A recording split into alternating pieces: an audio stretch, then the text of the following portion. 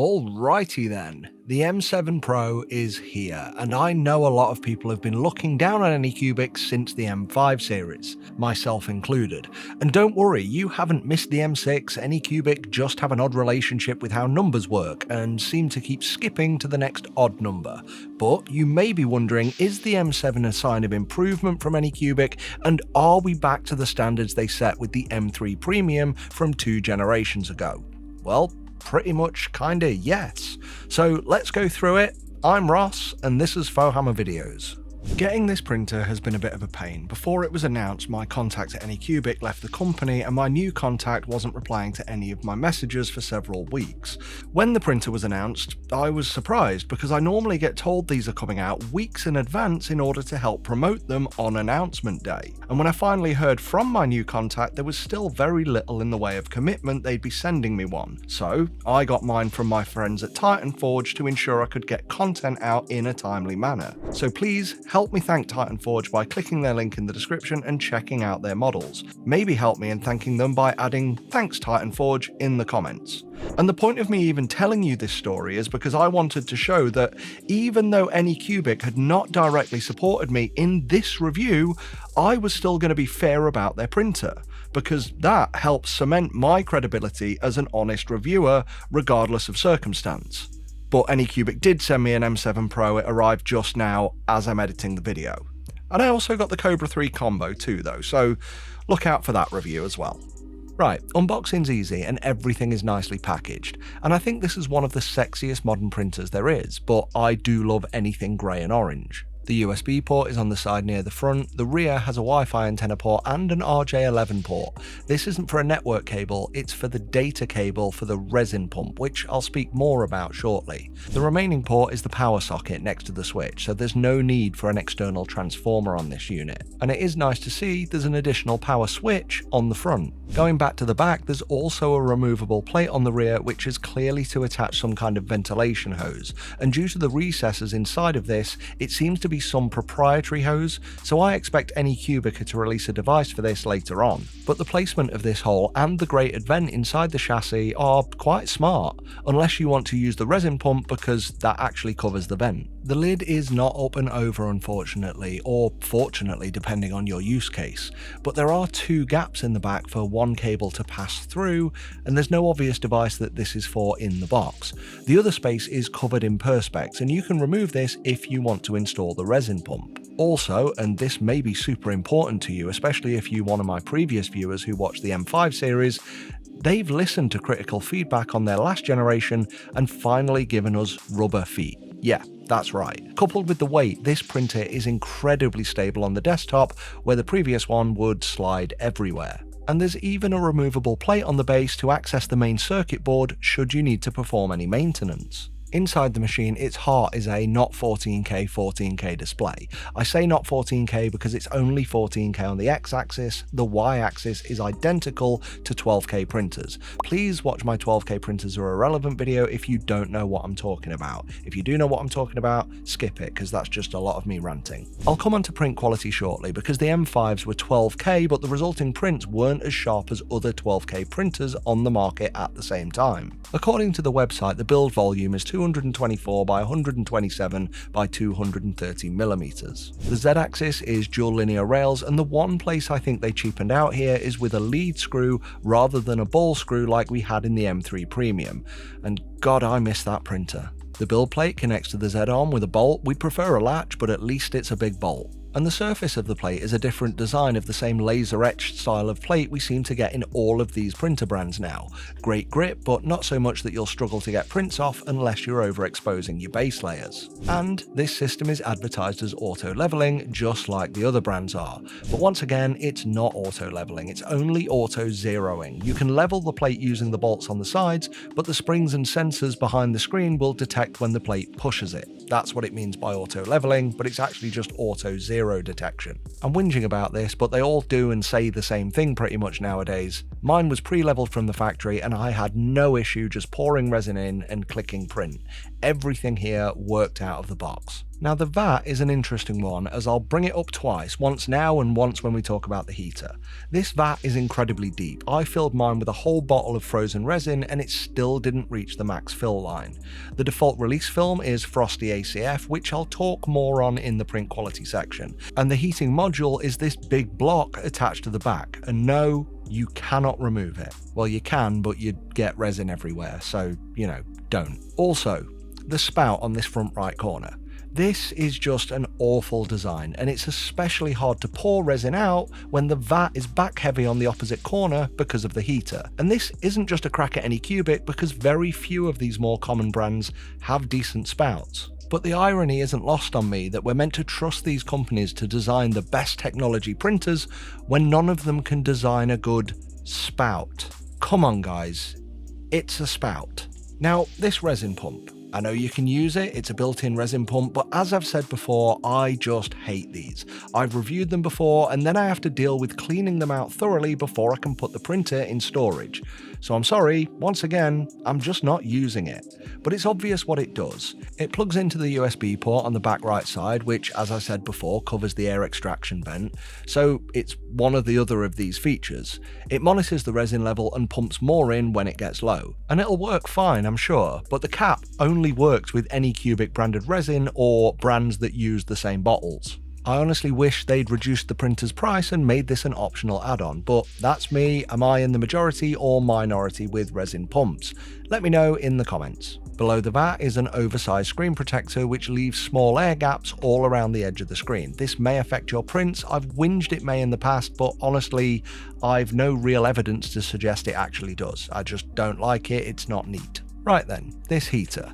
It's a very interesting take on resin heating. I've talked before about different ways of keeping resin warm. You've got heated chambers, heating from below the screen, and heated vats, but this one heats the resin itself, not the vat or the area around it. This box on the back is basically a very small, very slow pump with a heating element, and there are two channels within the frame of the vat, and this device sucks the resin into one of those channels under a small slit in the left side of the vat. This goes into the heater unit over the heating element and comes out from a similar slip on the right side. I use some contrast paints or coloured inks to try and show the movement of the resin whilst this is on.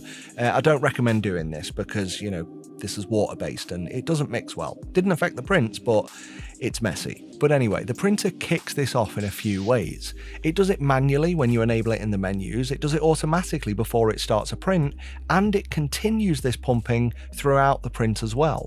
And this, I think, is a great way to heat resin, because it keeps the resin warm for curing, but the environment cool for cured resin setting. And I honestly thought I would see issues because the resin is moving throughout the print, but I haven't seen a single layer or slippage issue. Everything I printed was absolutely fine. I'm assuming this pump is so slow that it just doesn't affect the resin curing at all, though I assume results may vary with different resin thicknesses. However, whilst this is cool and all and new, this is still an extra mechanical component, so it's another potential failure point. But the biggest pain is, just like a resin pump, this is a resin pump, so when changing materials, you need to thoroughly clean the system. And the UI has a function for this cleaning which says use detergent, but since the Wash and Cure Max instructions use the word detergent to mean isopropanol, that's what I used here. So this is a cool, functional and innovative way to heat resin.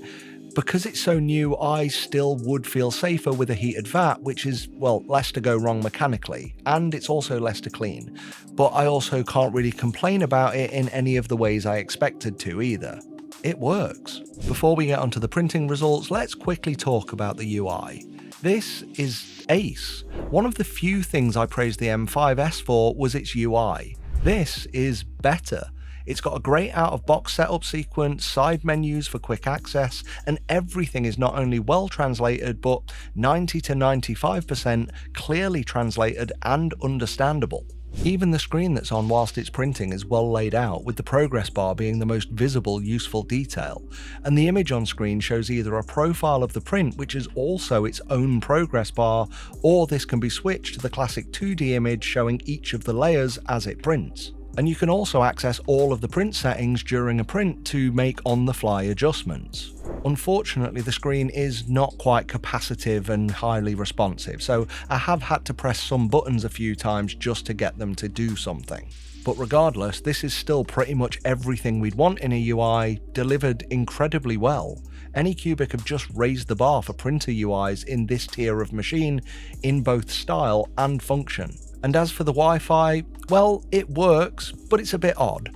Both the printer and the slicer must be signed into an Anycubic cloud account, and thankfully you can connect the printer to Wi-Fi this time using the UI, rather than trying to use some janky phone app. But the point is, to use Wi-Fi printing, you must send your slice from the slicer to the cloud, then go on a different screen in the slicer to command the printer to print this file from the cloud, or do it on the printer. Unlike its competitors, there seems to be no way to just send from the slicer direct to the printer unless you opt to save it on a USB drive and plug that in. So then, here we are, onto the results, and we need to go through this in a few phases. Anycubic's RERF exposure test feature is still available, so you can put 8 models on the build plate, set the exposure time in the slicer, and this becomes the lowest exposure time of all the tests. Here I used 0.25 seconds, which is the exposure time for the model in the top left corner, and each of the other models will print with exposure times at 0.25 seconds greater than the last. My best exposure time from these was at 0.75 seconds,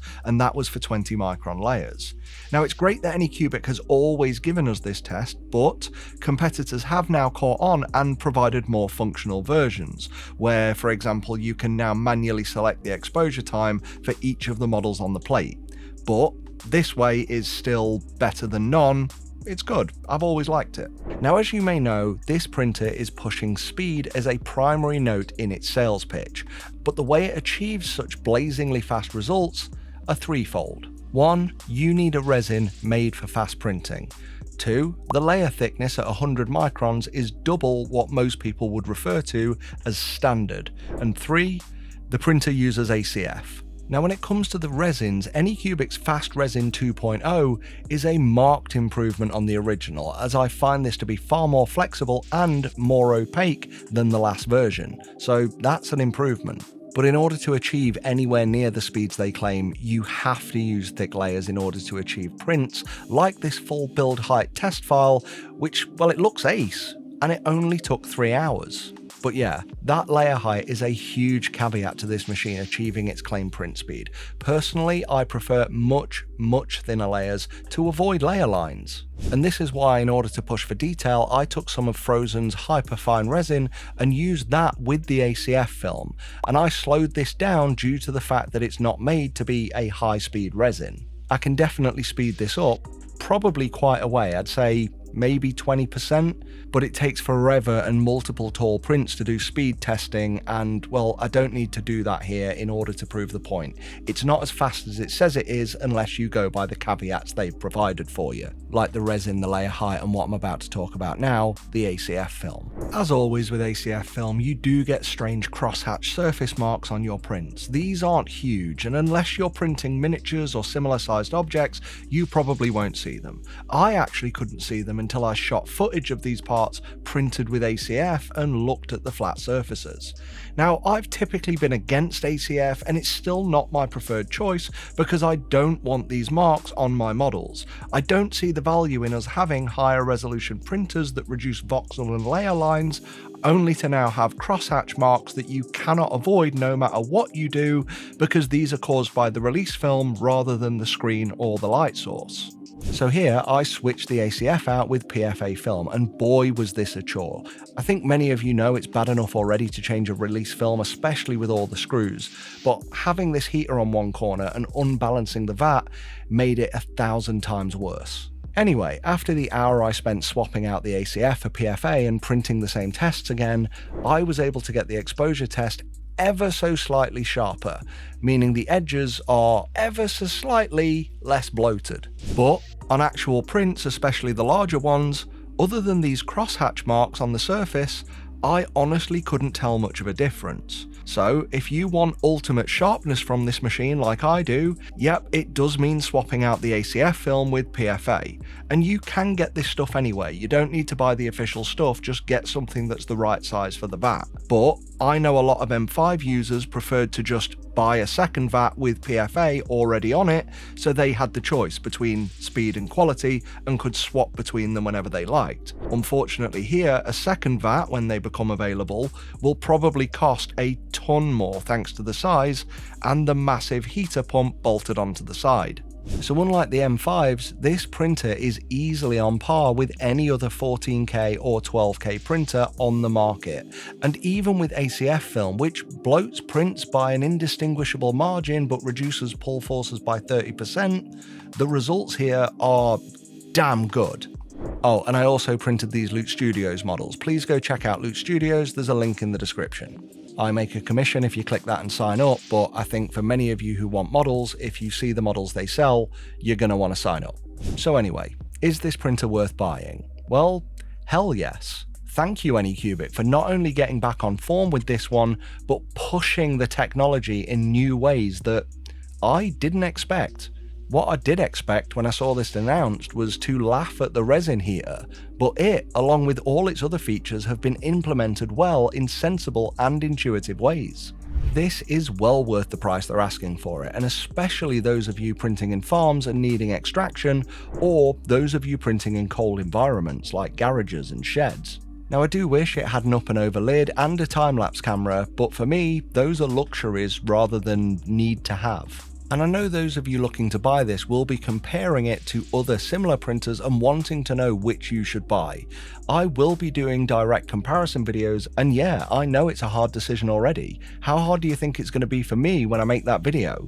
But before I do that, I do have some time to think about it because I've still got 4 more printers to cover, 2 of which you've probably not heard of yet, but neither is an equivalent to this. They're both different sizes to this. One is smaller, one is larger.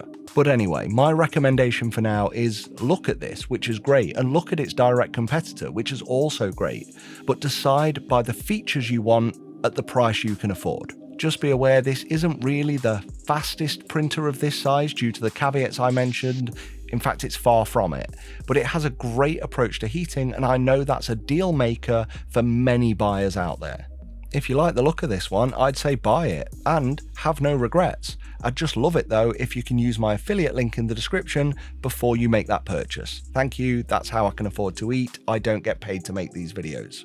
So until next time, thanks to you and thanks to our members who are on screen now. And now they also get Discord roles and direct support on our server, links in the description. Thanks again to you for watching, and for more of me talking about stuff, mainly hobby stuff, come and subscribe to The Painting Phase, links also in the description. Until next time, Blue Fairy, please make me into a real life boy. FauxHammer out.